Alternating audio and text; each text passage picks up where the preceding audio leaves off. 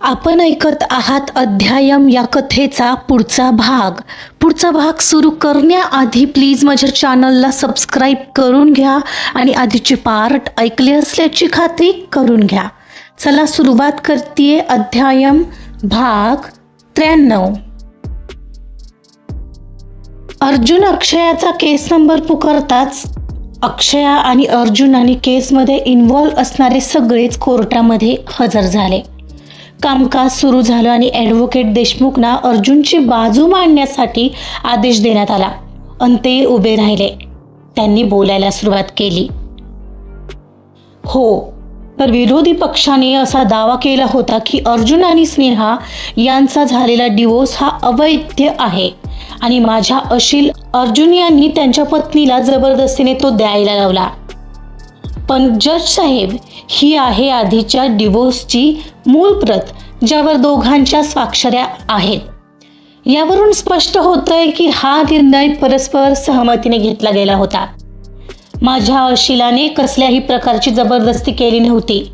उलट त्यांच्या पत्नीच सतत म्हणत होत्या की त्यांना हा डिवोर्स हवाय. विरोधी पक्षाचा वकील तत्काळ आक्षेप घेत उठला. ऑब्जेक्शन माय लॉर्ड, हेच तर मिस्टर अर्जुन यांना हवं होतं की हे शब्द माझ्या अशिलाच्या तोंडून निघावेत. संपूर्ण खेळीच यासाठी रचली गेली होती जेणेकरून शेवटी असं वाटावं की हा डिवोर्स यांच्या पत्नीने घेतलाय. इतक्यात जज साहेबांनी हातवारे करत अडवलं. मिस्टर देशपांडे, कृपया मध्येच बोलू नका. वकील देशमुख, तुमचं म्हणणं पूर्ण होऊ द्या. हो, थँक्यू सर. शिवाय त्यांनी डिवोर्समध्ये याचं कारण परस्पर मतभेदामुळे वेगळे होत असल्याचं नमूद केलंय. माझ्या अशिलांनी त्यांना त्यांची अलिमनी जी काही होती ती वन टाईममध्ये दिली होती. ती सुमारे 25 लाख इतकी होती. बरं, त्यानंतर जवळपास 8 महिने त्या यांच्याकडे फिरकल्या सुद्धा नाही. पण जेव्हा त्यांना कळालं की मिस्टर अर्जुन यांच्या आयुष्यात अक्षया आल्या आहेत, त्या लगेचच अक्षया यांना भेटल्या आणि त्यांना अर्जुनबद्दल काही बाही सांगून भडकवण्याचा प्रयत्न करू लागल्या. जेव्हा अक्षया यांनी अर्जुन यांची बाजू घेतली तेव्हा त्या स्पष्टपणे त्यांना म्हणाल्या की मी तुम्हाला सोडणार नाही. हे नोट करून घ्या माय लॉर्ड. परत त्याच रात्री जाऊन त्या अर्जुनला देखील भेटल्या आणि त्यांना परत यायचंय असं म्हणाल्या. जेव्हा अर्जुन यांनी ठाम नकार दिला तेव्हा त्यांनी ही केस पुन्हा रिओपन केली. मुळात त्यांचा उद्देश त्या दोघांना वेगळं करणं, त्यांना मानसिक त्रास देणं हाच आहे. हे खोटंय जज साहेब, मी असं काही केलंच नाहीये. ही खोटं बोलते आहे. हे सगळे माझ्यासोबत खेळ खेळत आहेत. स्नेहा मध्येच उठून उभी राहिली. मिस्टर स्नेहा, तुम्ही कोर्टाचा अपमान करताय. मध्येच बोलू नका. तुम्ही पुढे बोला advocate Deshmukh. I am sorry म्हणत ती खाली ओशाळून बसली. तर मला एवढंच सांगायचंय माय लॉर्ड. मिसेस स्नेहा, माझ्या क्लायंटवर आरोप करणारी ही व्यक्ती जिच्या मनात केवळ आपल्या हितासाठी इतरांचं नुकसान करण्याचा विचार आहे, तिचं कॅरेक्टर हे याच कारणावर आधारित आहे. पहिली गोष्ट म्हणजे मिसेस स्नेहा या कधीच त्यांचं पत्नीचं कर्तव्य पूर्ण करत नसायच्या. त्यांना बस आपल्या नवऱ्याने त्यांच्या इच्छा आकांक्षा पूर्ण कराव्यात असंच वाटायचं. माझे अशील एक पती होते तरीही एक बिझनेसमॅन सुद्धा होतेच.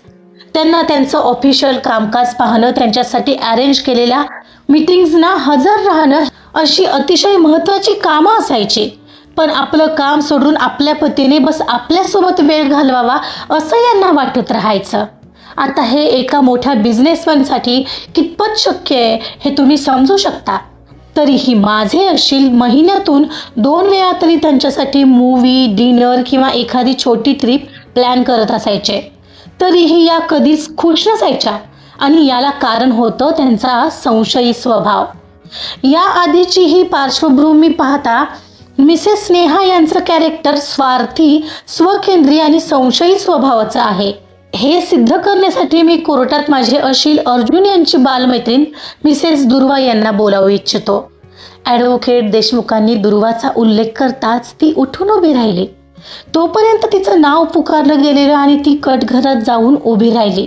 गीतेवर शपथ घेऊन ती आता इतक्या आत्मविश्वासाने उभी होती की क्षणभर स्नेहाच्याही चेहऱ्यावर थोडेसे गडबडल्याचे भाव आले. मिसेस दुर्वा, आपण आणि अर्जुन खूप चांगले मित्र आहात, परंतु स्नेहाला त्यावर नेहमीच संशय होता. तुम्हाला असं वाटतं का की तिच्या मनात काही वेगळे विचार होते, त्यामुळे ती या मित्रत्वाला विरोध करत होती? हो जज साहेब, स्नेहा नेहमीच अर्जुन आणि माझ्या मित्रत्वावर प्रश्न उठवायचे. कदाचित ती आमच्या नात्याला वेगळ्या अर्थाने पाहत होती आणि तसं काही नसूनही, आणि याच संशयाच्या कारणामुळे त्या दोघांचं नातं जास्त कठीण बनलं होतं. जरी मी आणि तोही तिला समजावू पाहायचो तरीही ती ऐकायला तयार नव्हती. आणि मुळात हेच कारण या दोघांतील भांडणाचं होतं. त्यांचं भांडण शेवटी तर इतकं विकोपाला गेलं होतं, त्यामुळे आम्हा दोघांचं बोलणं आणि भेटणं देखील कमी झालं होतं, जरी आम्ही इतके चांगले मित्रमैत्रीण होतो. ही खोटं बोलते. ते दोघं नेहमी चोरून बोलायचे, चोरून भेटायचे, आणि ते मला नंतर कळायचं. मग कोणाला राग येणार नाही? स्नेहा मध्येच उठून उभी राहत पुन्हा तिचं मत मांडत म्हणाली, मिसेस स्नेहा, तुम्ही कोर्टाचा वेळ वाया घालवत आहात. कृपया बसून घ्या. जज साहेब आता रागावले. आय एम सॉरी स्नेहा, याला कारणीभूत तुझा स्वभाव होता, लक्षात घे. जज साहेब, माझ्या मित्राचं आयुष्यही न खराब केलं होतं. आधी आम्ही तिला समजून घेत होतो. तिला इन्सिक्युअर वाटणं साहजिक आहे हे समजून तिला इझी करण्याचा प्रयत्न असायचा आमचा. मीही त्याला समजवायचे की तिला वेळ दे आणि हळूहळू सगळं ठीक होईल. तोही तसा वेळ तिला देत होता, पण दुर्दैवाने त्यांच्यातले संबंध कधीच सुधारले नाहीत. अर्जुन त्याच्या बाजूने हे नातं निभवायचा पूर्ण प्रयत्न करत होता, हे मला माहिती आहे, पण समजून घ्यायची ताकद कदाचित तिच्यातच नव्हती. यांच्या असंतोषाचा काही एखादं उदाहरण सांगाल का जे तुमच्याशी संबंधित असेल? हो नक्कीच. ॲक्च्युली ही गोष्ट घडून गेल्यावर त्यानेच खूप नंतर फ्रस्ट्रेट झाल्यानंतर सांगितली होती. त्या दिवशी माझ्या आईची तब्येत अचानक बिघडली, तर मी सर्वात जवळचा मित्र म्हणून मी अर्जुनलाच कॉल केला, तर तो लगेच आमच्यासाठी धावूनही आला. माझी आई त्या दिवशी त्याचमुळे वाचली. हवं तर मी माझ्यासोबत ज्या दिवशी तिला दवाखान्यात ॲडमिट करण्यात आलं ती रिसिप्टही आणली आहे, तुम्ही पाहू शकताय. सोबतच कागद जज साहेबांकडे देत. पण मला माहिती नव्हतं की त्या दिवशी त्याने स्नेहाला मूवीला जायचं वचन दिलं होतं, पण त्या गडबडीत तो उशिरा घरी पोहोचला. तर जो काही तिने तमाशा केला होता की बस, या अशा प्रकारच्या गोष्टी घडत होत्या माझ्या मित्राच्या आयुष्यात.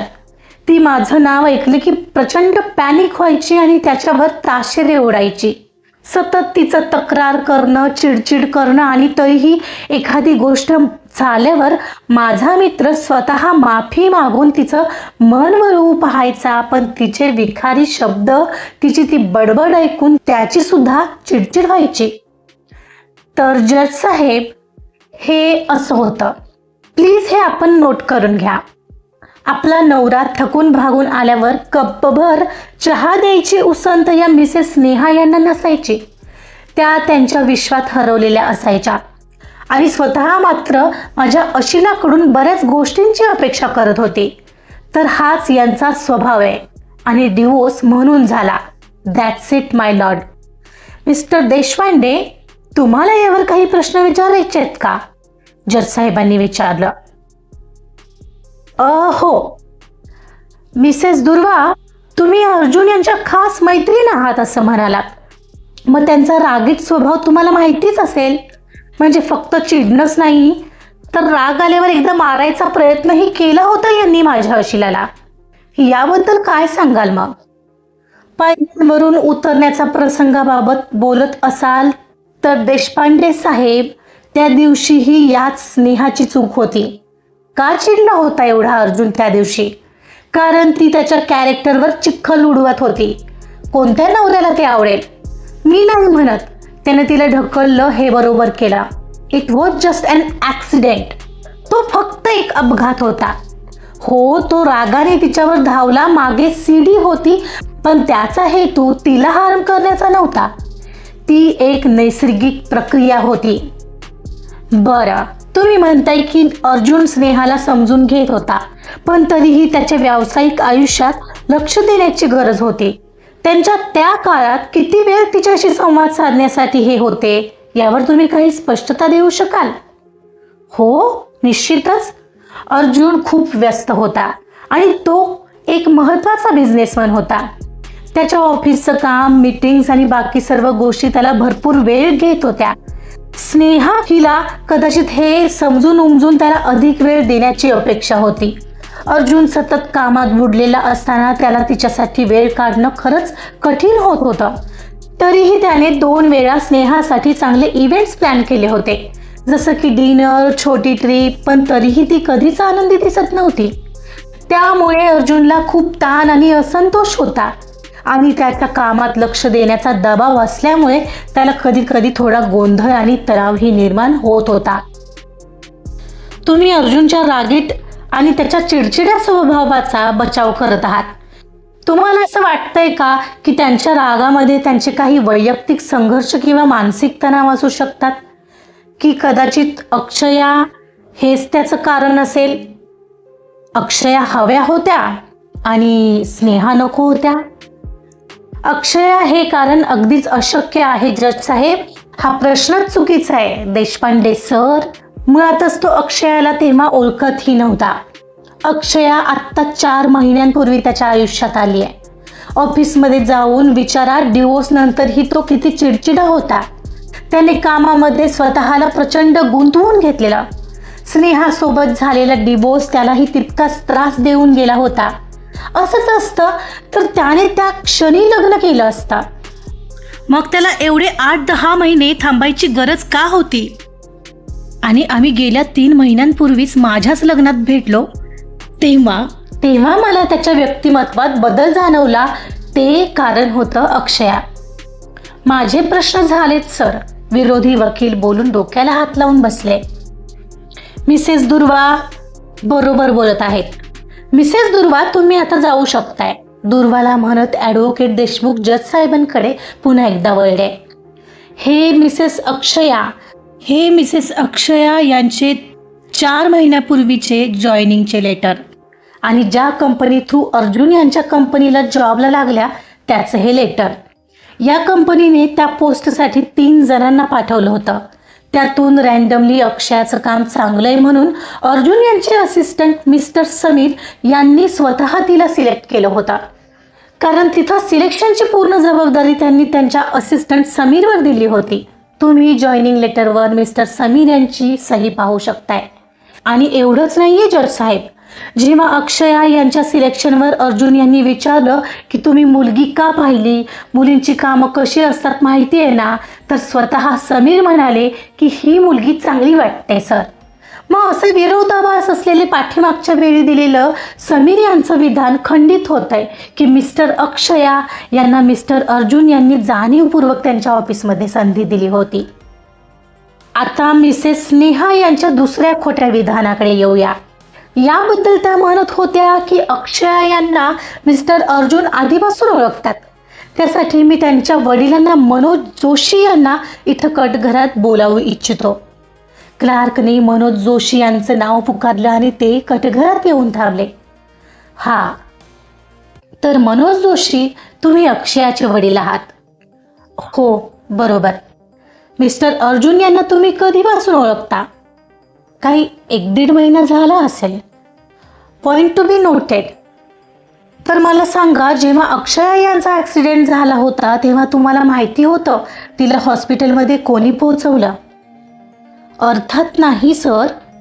त्या दिवशी हॉस्पिटलमधून फोन आला तिचा ॲक्सिडेंट झाला आहे म्हणून. मी तात्काळ दवाखान्यात पोहोचलो. त्यावेळी तिला ॲडमिट करणारी व्यक्ती तिथं नव्हती आणि उलट ज्या व्यक्तीने माझ्या मुलीचा जीव वाचवला आहे त्या व्यक्तीला भेटण्याची मला खूप इच्छा होती. म्हणून मी त्या हॉस्पिटलमध्ये चौकशी करून ज्या व्यक्तीने तिला हॉस्पिटलमध्ये पोहोचवलं त्याची माहिती मिळवण्याचा प्रयत्न केला, पण समीर या नावाशिवाय मला काहीच मिळालं नाही. समीर या वक्तव्यावर कोर्टात चुळबुळ सुरू झाली पाहून जज साहेबांनी सर्वांना शांत राहण्याचा इशारा केला आणि मिस्टर देशमुख पुढे सांगू लागले, हो, तिथं स्वतः अर्जुन यांनीच समीर हे नाव दिलं होतं. हे खरं आहे, कारण त्यांचा त्याच दिवशी डिवोर्स होणार होता आणि त्यांना कोर्टात वेळेवर पोहोचायचं होतं. एखाद्या सामान्य व्यक्तीला अडचणीत सापडल्यानंतर मदत करावी याच हेतूने मिसेस अक्षया यांना मिस्टर अर्जुन यांनी हॉस्पिटलमध्ये पोहोचवलं इतकंच. आणि त्या भानगडीत पडायला नको म्हणून समीर यांचं नाव देऊन ते कोर्टात पोहोचले. त्यानंतर ते एकदाही अक्षयाला पाहायला हॉस्पिटलमध्ये गेले नाही. जर त्यांचं अक्षयासोबत काही सुरू होतं तर ते तिला पाहायला का गेले नसतील? मिस्टर जोशी, तुम्ही मला सांगा, हॉस्पिटलमध्ये कधी अक्षयाला भेटायला मिस्टर अर्जुन आले होते? नाही, कधीच नाही. उलट माझ्या मुलीला हॉस्पिटलमध्ये पोहोचवणाऱ्या त्या भल्या माणसाचा मी शोध घेत होतो, पण ते तितकं सोपं नव्हतं. तिथं फक्त समीर हेच नाव होतं. आता मला सांगा, तुम्हाला कधी कळलं की मिस्टर अर्जुन यांनीच अक्षयाला हॉस्पिटलमध्ये पोहोचवलंय? हे 1 महिन्यापूर्वीच. म्हणजे खरं तर मला काहीतरी सांगायचं आहे जज साहेब. माझ्या मुलीचं लग्न आधी मी समीर या खोटारड्या माणसासोबत ठरवलं होतं, कारण त्याने मला असं सांगितलं होतं की त्याने स्वतः तिला त्या दिवशी हॉस्पिटलमध्ये पोहोचवलेलं आणि मला त्याच्याबद्दल कृतज्ञता वाटली. तिचं लग्न ठरवायचं चाललं होतं आणि तो असं म्हणाला की अक्षया त्याला आवडते. मला काहीच प्रॉब्लेम नव्हता. अगदी दोघांची एंगेजमेंटसुद्धा झाली. आणि त्यानंतर काही दिवसांनी सत्य काय ते समजलं की अर्जुन यांनी तिला हॉस्पिटलमध्ये पोहोचवलेलं आणि समीर यांचं नाव केवळ त्यांच्याकडे वेळ नव्हता म्हणून लिहिलेलं. Point to be noted. इथं हे कळून जातं की समीर हे किती खोटारडे आहेत. आपण न केलेल्या गोष्टीचं क्रेडिट स्वतःकडे घेत होते. एवढंच नाही जज साहेब, ते जबरदस्तीने अक्षया यांच्या आयुष्यात शिरू पाहत होते. अक्षया यांना त्यांच्याबद्दल कसल्याही प्रकारची प्रेम भावना नव्हती. केवळ वडिलांच्या इच्छेखातर त्या या लग्नाला तयार होत्या. समीर यांचा खोटा स्वभाव लक्षात आला तेव्हा अक्षयाच्या मनातून ते पूर्णतः उतरले. हे बरोबर आहे का मिस्टर जोशी? हो, अगदी बरोबर आहे. त्याने माझ्या मुलीला त्रास द्यायचा प्रयत्न केला जेव्हा तिने पुढे लग्न करण्यास नकार दिला होता. एक्झॅक्टली माय लॉर्ड. त्याने ऑफिसच्या आवारातच त्यांचा गळा दाबण्याचा प्रयत्न केला होता आणि हे स्वतः अर्जुन यांनी देखील पाहिलं होतं.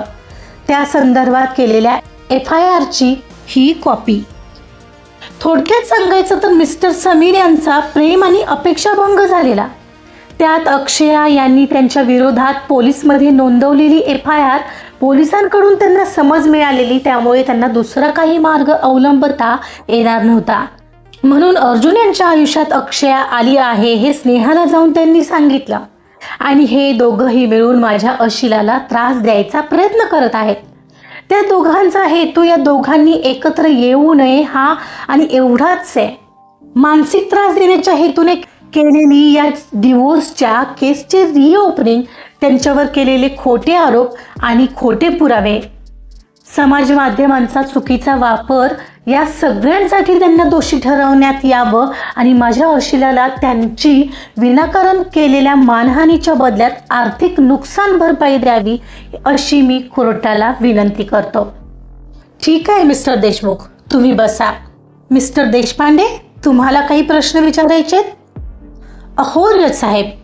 मिस्टर जोशी, आपण म्हणाल की आपली मुलगी स्वतंत्र विचाराची आहे असं मानून तुम्हाला काय वाटतं? जर ती तुमच्यापासून काही गोष्टी लपवत असेल तर? नाही, मला नाही वाटत माझी मुलगी माझ्यापासून काही लपवू शकते. तेवढा विश्वास माझा आहे तिच्यावर. बाबा अक्षयाकडे पाहत स्मित करत बोलत होते आणि तिच्या गालातही स्मित आलं होतं. प्रेम आणि विश्वासाने भरलेलं, जे नेहमीच तिथं असायचं त्यांच्यासाठी. पण मला अजूनही असं वाटतंय काहीतरी लपवलं जात आहे. मला सांगा मिस्टर जोशी, मला काही माहितीमध्ये कळाले की तुम्ही तिचं लग्न समीर सोबत ठरवलं होतं, पण तिला तो तितका आवडत नव्हता. हे खरं आहे? हो, हे खरं आहे. Point to be noted. Advocate Deshpande म्हणाले. ऑब्जेक्शन माय लॉर्ड. या प्रकरणाशी या प्रश्नाचा काहीही संबंध नाही आहे. देशमुख म्हणाले. आहे ॲडव्होकेट देशमुख, मला माझा मुद्दा मांडू द्या. तर जज साहेब, अक्षया यांना समीर आवडत नव्हता. याचं कारण जाणून घेण्याचा तुम्ही कधी प्रयत्न केला का? कारण याचं कारण असं देखील असू शकतं ना की तिला आधीच कोणीतरी आवडत असेल. कदाचित अर्जुन. ते सांगता येणार नाही, बाबा थोडे तटस्थपणे म्हणाले. माय लॉर्ड, त्यांना उत्तर देता येत नाहीये. हा पॉइंट नोट करा. माझा म्हणण्याचा अर्थ हा आहे की तिची आवड वेगळी असू शकते. कदाचित तिनं पाहिलं ते मी पाहिलं नसेल. पण याचा अर्थ हा नक्कीच नाही की डिवोर्सच्या आधीपासून ती अर्जुनला ओळखत होती. कारण तेव्हा तिच्या आयुष्यात दुसरंच कोणीतरी होतं आणि असं ती मला एकदा बोलली होती. पण ते अर्जुन नव्हते. तिच्या आधीच्या ठिकाणी कोणीतरी दुसरं होतं. बाबांनी ही गोष्ट क्लिअर केली तसं ॲडव्होकेट देशमुख काहीतरी मिळाल्यासारखं उभं राहिले. थँक्यू मिस्टर देशपांडे, माझी मदत करण्यासाठी. जज साहेब, हा पॉइंट नक्कीच नोंद करा. यामध्ये सिद्ध होते की अक्षया अर्जुनला ओळखत नव्हती. त्यावेळी त्यांच्या आयुष्यात दुसरंच कोणीतरी होता. अच्छा, मग अक्षया यांचं कॅरेक्टर असंच असू शकेल. आज हा, उद्या तो, देशपांडे म्हणाले. ऑब्जेक्शन माय लॉर्ड. विरोधी पक्षाचे वकील माझ्या अशिलाच्या कॅरेक्टरवर अशी चिखलफेक करू शकत नाहीत. ऑब्जेक्शन सस्टेन, जज साहेब म्हणाले. मला थोडं बोलायचंय जज साहेब. इतका वेळ शांत अक्षयाने हात उंचावला. परवानगी आहे. जज साहेबांनी म्हणताच तिनं अर्जुनकडे पाहिलं. मी आलेच. ती त्याला डोळे मिचकावत म्हणाली आणि त्याने तिला डोळ्यांनीच खुणावलं. तशी ती कटघरात जाऊन उभी राहिली. आता बाबांनी सांगितलं ते अगदी बरोबर आहे. माझ्या आधीच्या कामाच्या ठिकाणी एक व्यक्ती होता ज्याच्यासाठी मला फिलिंग्ज होत्या. पण काही कारणाने आम्ही वेगळे झालो. माझा ॲक्सिडेंट झाला, त्यामध्ये ना कधी तो भेटायला आला ना त्याने माझी कधी येऊन चौकशी केली आणि त्याने मूव्ह ऑन केलं. कारण ॲक्सिडेंट नंतर माझी परिस्थिती अतिशय गंभीर होती. मी आज जी काही उभी आहे ते फक्त माझ्या बाबांमुळे आणि मला वाचवणाऱ्या अर्जुनमुळे. हा ज्याचा त्याचा प्रश्न आहे जज साहेब. कोणासोबत राहायचं, कोणासोबत नाही, त्याने मूव्ह ऑन केलं असताना मी कोणाच्या मागे नाही ना लागू शकत. सो यावरून माझ्या कॅरेक्टरवर चिखल उडवण्याचा अधिकार कोणालाच नाही आहे. अगदी तुम्हाला सुद्धा नाही आहे ॲडव्होकेट देशपांडे. जज साहेब, नातं दोन्ही बाजूनी असावं लागतं. एक बाजू प्रयत्न करत असेल आणि दुसरी बाजू करत नसेल तर ते नातं कधी ना कधी तुटतंच. ही गोष्ट समीर आणि माझ्यासाठीही अगदीच लागू होते. अर्जुनच्या बाबतीत बोलायचं झालं तर ते काही प्रमाणात चुकले असतीलही. माणूस म्हटलं की चुका होतात. याचं कारण त्यांची जडणघडण, त्यांचं बालपण तसं होतं. कित्येक गोष्टींचा त्याग त्यांना करावा लागलेला. स्नेहाने हे कधी जाणून घ्यायचा प्रयत्न केला तरी का? तर नाही. आपला संसार टिकवू न शकण्यामागचं. म्हणून मला वाटतं स्नेहा खूप चुकली आहे. ती त्यांना समजून घ्यायलाच असमर्थ ठरली. आपला नवरा चुकतोय, तो रागावतोय, तिनं हेच पाहिलं. पण त्या पाठीमागचं कारण जाणून घ्यायचा कधी प्रयत्न केला का? तर नाही. ते जाणून घेऊन हळुवारपणे प्रेमाने त्या गोष्टी सुधारण्याचा प्रयत्न केला. चिडचिड, रागराग करून गोष्टी आणखीन कठीण करून ठेवल्या. संशयाच्या भोवऱ्यात ती आणखीनच तळाशी जात राहिली. जर हे सगळं समजून घेण्याचा प्रयत्न केला असता तर आत्ताची परिस्थिती वेगळी असती. पण प्रेम असतं ना, तेव्हा आपण गोष्टी नीट करण्यावर भर देतो ना की त्या तोडण्यावर. अगदी तसंच जसं माझा ॲक्सिडेंट झाला म्हणून त्याने मला सोडलं आणि समीरबद्दल मला कधीही प्रेम नव्हतंच. कारण तो फक्त शो ऑफ करत राहायचा. मला त्याच्याबद्दल कधीही फिलिंग्स वाटल्या नाही म्हणून ते बॉन्डिंग कधी झालंच नाही. आणि इथं स्नेहा अर्जुनच्या बाबतीत मुळात अर्जुनच्या आयुष्यात कोणीही टिकू शकत नाही या तिच्या ठाम भावनेला माझ्यामुळे धक्का बसला आणि हे सहन न होऊन तिनं जुन्या गोष्टी उकरून काढल्या, हेच कारण आहे. पण स्नेहा, त्याचा काही उपयोग होणार नाही आहे. बाकी जज साहेब काय तो निर्णय सुनावतीलच. माझं बोलून झालंय. धन्यवाद. म्हणत ती अर्जुनच्या बाजूला जाऊन बसली तेव्हा अर्जुन त्याची बाजू मांडण्यासाठी उठला. जज साहेब, मलाही थोडं बोलायचंय. जज साहेबांनी कटघराकडे इशारा केला आणि तो त्या दिशेने निघाला. कटघरात पोचल्यावर त्याने त्याचं बोलणं सुरू केलं. हो, माझा स्वभाव रागीट आहे जज साहेब. कोणी वारंवार चुकीचं करतोय त्याला समजावूनही समजत नसेल तर काय होईल? प्रत्येक परिस्थितीत समोरच्याने आपल्याला समजून घ्यायचंच नाहीये असं ठरवलं असेल तर आपण काय करू शकतो? स्नेहाला समजून घेण्याचा प्रयत्न मी आधीपासून करत होतो. ती तिचं घर सोडून माझ्या घरी आली होती. हे आईनं वारंवार बिंबवलं होतं माझ्यावर. हो, सुरुवातीला तिच्याबद्दल प्रेम नव्हतं मला आणि अरेंज मॅरेजमध्ये असं असतं हे कोणीही सांगेल. पण तिच्या बाबतचं कर्तव्य मी कधीच चुकलो नाहीये. हळूहळू तिच्याबद्दल भावना निर्माण होत होत्या, पण दुर्वावरून आमच्यात मतभेद होऊ लागले. मी नेहमी समजावायचो तिला, तिच्यासाठी वेळ द्यायचा प्रयत्न करायचो. हो, कधी कधी शक्यही होत नसायचं, पण जेव्हा शक्य असायचं तेव्हा मी तिला वेळ द्यायचो. हळूहळू बिझनेस वाढत होता, मी त्यामध्ये बिझी होत चाललो होतो. एका पुरुषाला त्याचं पर्सनल आयुष्य किती असतं हे इथं कोणीही सांगेल, कारण त्याच्यासाठी घरची जबाबदारी हेच त्याचं आद्य कर्तव्य असतं. आणि तो जर एक बिझनेसमॅन असेल तर मग तर अनेकदा आयुष्यात बऱ्याच गोष्टी सॅक्रिफाईस कराव्या लागतात. यात जाणून बुजून करण्यासारखं काहीही नसतं. दिवसभर काम करून आल्यावर घरात पाऊल ठेवल्या ठेवल्या तुमच्या मागे तुंतुन सुरू होत असेल तर आपण तिथे राहू शकू? माझी काय अपेक्षा होती? महत्त्वाच्या गोष्टी तरी तिने समजून घ्यायला हव्या, पण नो मॅच्युरिटी. दुर्वा एके दुर्वा, त्या विषयाने माझं डोकं उठायची वेळ आलेली आणि रोज तीच कटकट म्हणून आम्ही वेगळे होण्याचा निर्णय घेतला. यात मी तिला कसलीही जबरदस्ती केली नाहीये. दोघात विस्तवही जाणार नाही इतकं पटत नसेल तर कोणी सांगितलंय एकत्र राहा? वेगळं होणं काय चुकीचं? हो, माझ्या आयुष्यात काम, जबाबदारी आणि ताण यामुळे कधी कधी मी भावनिक दृष्टीने दुर्लक्ष केलं, पण मला कधीही स्वतःच्या पत्नीच्या भावनांची अवहेलना करायची नव्हती. शेवटी एकच सांगेन, पुरुषांना सुद्धा मन असतं, त्यांनाही थोडं समजून घेतलं जावं. बऱ्याचदा आपल्या वडिलांना समजून घेणाऱ्या मुलीच आपल्या नवऱ्याला मात्र समजून घेत नाहीत, हे दुर्दैव आहे.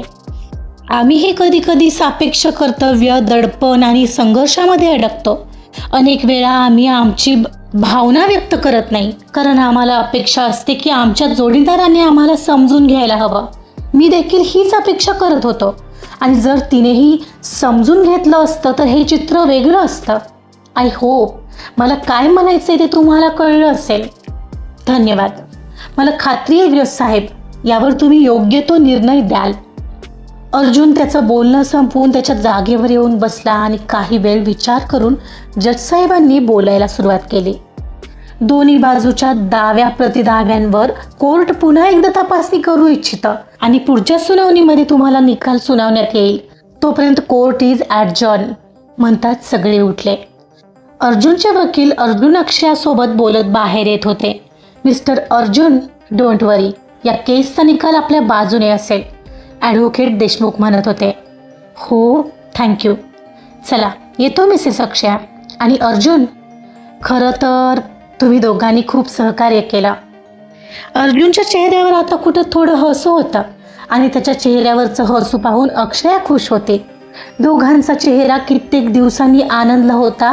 निकाल तर त्यांच्या बाजूने लागेल अशीच आशा वाटत होती. दुर्वा त्या दोघांना निरोप देऊन आणि अक्षयाला आलिंगन देऊन निघून गेली.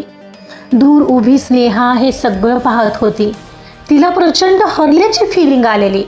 तिनं खूप मोठी गोष्ट तिच्या चुकीने हरवलेली, पण तिचा इगो तिला शांत बसू देईल असं वाटत नव्हतं. तिला आता अक्षयाचा आणखीनच राग येऊ लागलेला. अर्जुन आणि अक्षया बाबांना घेऊन दुर्वा जाताच कारकडे आले आणि घरी जायला निघाले.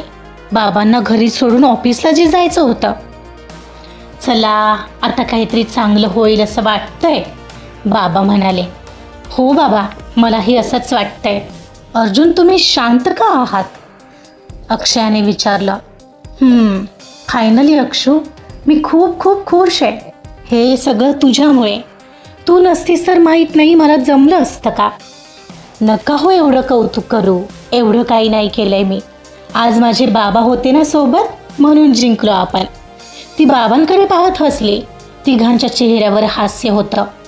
काही तासाच्या प्रवासाने ते घरी पोहोचले. घड्याळात 4 वाजत होते. अर्जुन फ्रेश व्हायला गेला आणि अक्षयाने किचनमध्ये एक चहा ठेवला आणि फ्रेश व्हायला ती वर आली. पाहते तर अर्जुन आरशासमोर ऑफिसला जाण्यासाठी लगेचच तयार झालेला. अर्जुन, आज राहू दे ना ऑफिसला जायचं प्लीज, कंटाळा नाही का येत तुम्हाला. अक्षु, अगं असं काय करतेस, तुला माहिती आहे ना ट्रॅव्हल एजंट्सची मीटिंग आहे आज, मला जावंच लागेल. पण ऑलरेडी किती तणावाखाली होतो आपण कित्येक दिवस झालं, तरीही तुम्ही एकदाही सुट्टी घेतली नाही आहे. मग अशी काय ऐकलंस तू, सुट्टी माझ्यासाठी नाही आहे, माझी जबाबदारी, हेच माझं कर्तव्य आहे आणि हे सगळं आपल्यासाठीच करतोय ना मी. हो मान्य आहे अर्जुन, पण उद्या आपलं बाळ झालं तर, आणि ते म्हणालं बाबा माझ्यासाठी आजचा दिवस सुट्टी काढा, तर तरीही नाही काढणार का तुम्ही. काय म्हणालीस तू तू असं का म्हणालीस अचानक. तो एकदम तिच्याकडे येत विचारू लागला तशी ती हसली. अहो सहज म्हणाले मी. ते सोडा, आधी माझ्या प्रश्नाचं उत्तर द्या. आपलं बाळ म्हणालं तरी सुद्धा थांबणार नाहीये का तुम्ही. हातातून गेलेला वेळ परत येत नाही अर्जुन. म्हातारे झाल्यानंतर तुम्ही कितीही म्हणालात तरीही नाही येणार गेलेला वेळ. थोडे क्षण स्वतःसाठी जगायला शिका ना, नाहीतर पुढे जाऊन हीच खंत राहील की मी ऐकलं असतं तर बरं झालं असतं बायकोचं. ती बोलत होती आणि तो तिचं ऐकता ऐकता कुठंतरी हरवला. ओके, मी नाही जात आज. मी शिखरला कॉल करून आलो, आजची मीटिंग उद्यासाठी पोस्टपोन कर म्हणून. आणि आज छान दिवस आहे, तर आपण रात्री तिघंही डिनरला जातोय, चालेल. हो चालेल, मी आलेच फ्रेश होऊन, ती म्हणाली आणि बाथरूमकडे जायला निघाली तसं त्याने तिला अडवलं. 1 मिनिट, कुठं निघालीस. अहो असं काय करताय, फ्रेश होऊन येते. नाही, आधी अशी माझ्या जवळ ये बघू म्हणत तिला घट्ट मिठी मारत तो बिलगला आणि तिच्यासोबत मस्ती करू लागला. आज कित्येक दिवसांनी घरात हे चित्र दिसत होतं. दोघांच्या हसण्याचे आवाज बेडरूममध्ये दुमदुमत होते. खाली बाबांनाही हलकेच कानावर पडत होती त्यांच्यातली ही मस्त. आणि चहाचा सुगंध घरभर पसरलेला, कारण तो आता किचनमध्ये उकळत होता. ते लक्षात येताच बाबा पटकन किचनमध्ये चहा पाहायला आले. जिंदगी कैसी है पहेली हाय, कभी तो हसाए कभी ये रुलाए. बाबांच्या तोंडात आपसुकच कुठून हे गाणं आलं होतं माहीत नाही, पण ते गुणगुणताना त्यांच्या चेहऱ्यावर अतीव समाधानाचे भाव होते. जणू चहाचा उबदार सुगंध घरभर पसरण्याचं कारण होतं फक्त. आणि त्याच सुगंधासारखं अर्जुन आणि अक्षयाच्या नात्याचं गोडपणही हळुवारपणे एकमेकांमध्ये मिसळत होतं. आजचा भाग इथंच संपलेला आहे. पुढचा भाग अंतिम असेल. कसं वाटलं आजचा भाग हे आपल्या कॉमेंट्समधून नक्की कळवा. कथा आवडली असेल तर प्लीज लाईक करा, सबस्क्राईब करा आणि शेअरसुद्धा करा. Thank you so much.